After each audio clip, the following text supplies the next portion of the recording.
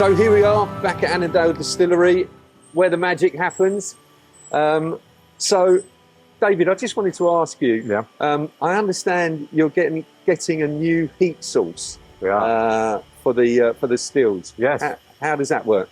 Right. Well, it's a really, really interesting and fabulously exciting project to be involved in. So this area of Scotland, southwest Scotland, Dumfries and Galloway, we produce a vast amount of green electricity with wind turbines. And I think in a year or so's time, we'll be producing something like 14 times more electricity than we could possibly use. So there's an issue here about transmitting it to the rest of the country. There's a lot of green electricity available. And a group of engineers and scientists at Edinburgh University came up with this fantastic but quite simple idea of using the green electricity during the night when there's very little demand to heat up what effectively is a very large night storage heater. Do you remember the old night storage heaters with bricks inside them and electrical heating coils? Yeah. We'll scale that up to a 40-foot container, right? So you're talking a big old container full of, it's not bricks either, it's a special thermal material that heats up quickly and gives up its heat quite quickly. Yeah. And so they heat it up during the night when there's this abundance of cheap electricity, frankly. It's completely carbon neutral. Heat this thing up and it can get to about 1200 degrees Celsius. We don't need it to be that hot, but it can get that hot. And in the morning, they blast air through it. The air becomes very hot and it goes through this heat bank and out into something that's quite like a steam boiler. So if you think of a steam boiler, it's got a combustion chamber in it where you squirt gas and heat it up, and there's a jacket around it, with water in it, and that heats the water to create the steam. Well, instead of it being a flame, it's this jet of superheated air. It hits what was something like the combustion chamber, and that's how it works. Wow. So we're going to start putting that in the probably next couple of months, and it will be operational, we hope, by the end of 2024. And that should cover most of our steam generation needs for the distillery. We'll keep the gas boiler, obviously, on standby, and clearly it's a new system, so we're going to hope. But it seems one of its great things is blissful simplicity. It does seem a very simple idea. A lot of control mechanisms that we'll have to get right, but I'm very excited about it. First system ever installed on a large scale anywhere, and obviously because of that, the first one in the whisky industry in Scotland. So this could be instrumental to maybe change things for many distilleries around the country. I think so. So, David, this could be absolutely instrumental for heating stills in the future for distilleries all over the country. I think so. Yeah. I mean, it's a prototype, but it's very well developed. It's been tried on a smaller scale, and they wanted a local. I wanted if you like, a privately owned distillery where they could, I suppose, deal directly with the owners of the distillery to try it out. And it's really, really good that the boiler itself is made by Cochrane's of Newby, which is just outside Annan here. So they put in our original gas boiler, and so we're working with them. And another local company is doing all the control systems for it. So it's not only a great Scottish project, but it's also quite local here as well. Fantastic. Yeah. And do you know how much that will cut your carbon footprint by, or sort of? Well, I haven't got a precise figure, but we won't be burning natural gas. We won't be burning gas. Absolutely. And this is quite a clean distillery anyway, because we're very lucky that we've got a source of natural gas just at the top of the road there, so we're able to tap into that.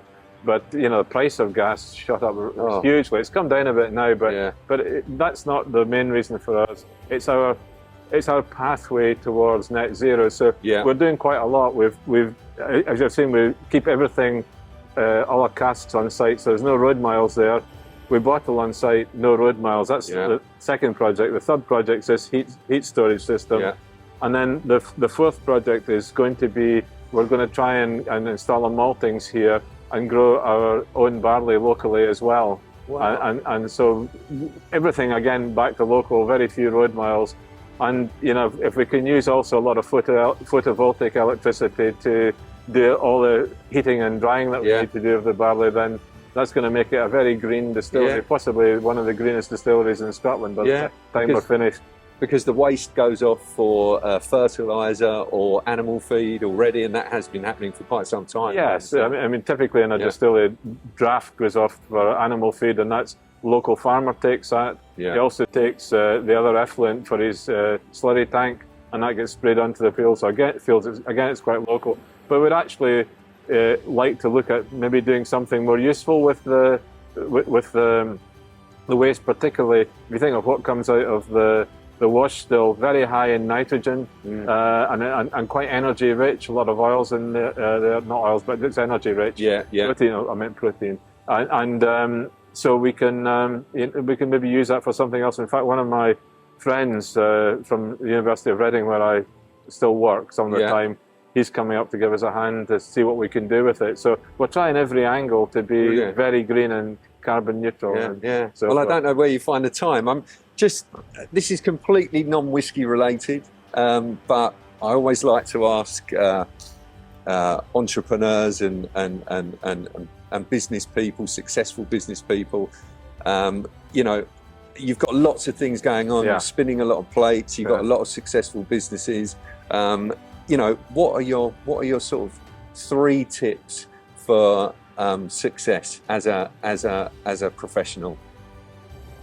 Well, that's a very interesting question. I'll put you on the spot. Nobody's ever asked me that before. What are the 3 tips? I mean, there's some sort of fairly simple anecdotal stuff that is, you know, like never run out of cash. It's a very important one. And never go to the bank when you need cash. Go to the bank when you don't need cash. I mean, and that's seriously though, that's quite an important thing to say to people starting a business. You know, make sure you get your cash sorted out, because then otherwise you will get into difficulties. And once you've established a record of being shrewd with your cash, then I think banks always were willing to talk to you. So fantastic. So you've mentioned stay cash rich, if possible, with your new business. And last one, anything on work ethic or? Well, yeah, I mean, as an individual, you have to work pretty damn hard. I mean, you can't say I'm only going to work. Somebody once told me this story. The secret to a successful business is only to work half days. Doesn't matter which 12 hours it is. Yeah, I get that. I think that's pretty fair, actually. Yeah. And you know, and you can't. You know, you just got to do what the business needs you to do. Another thing I think is quite important as well is that, you know, I'm actually a scientist by training, and I'd like to think I had an entrepreneurial spirit, but I didn't really know how to run a business. And you can then become the person that becomes the bottleneck for everything. And so getting past that and realizing that in all probability, there's probably somebody that can do every single aspect of your job better than you can. Probably not all the bits together, but you can bring people in to do things better than you can, and giving them the authority and trusting them to do it, and obviously monitoring what they do. I think that's been important, and letting go. You know, if you don't let go, you kill yourself. Yeah. You really would. That's what they say. If you hold the baby for too long, you'll end up strangling it. Exactly. So you've got to trust in other people. So I mean, I'm here at the minute, and there's a huge board meeting going on with one of my companies, and you know, I don't have to participate. If somebody there's a lot of people there on my behalf, but one person in particular is there on my behalf, and I'll get a call if there's any issues. So if you had one question that you wanted to ask our next guest, what would it be? I mean, the question I would ask any business owner is, what are you doing to get yourself towards net zero? I mean, I think that's a question we must all answer, and you know, we all need to move a bit faster on that.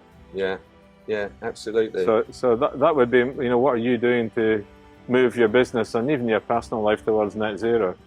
So stay cash rich, work at least 12 hours a day, and delegate, and hire people that are more that are better than you if you can. Element of the job. There's always somebody there.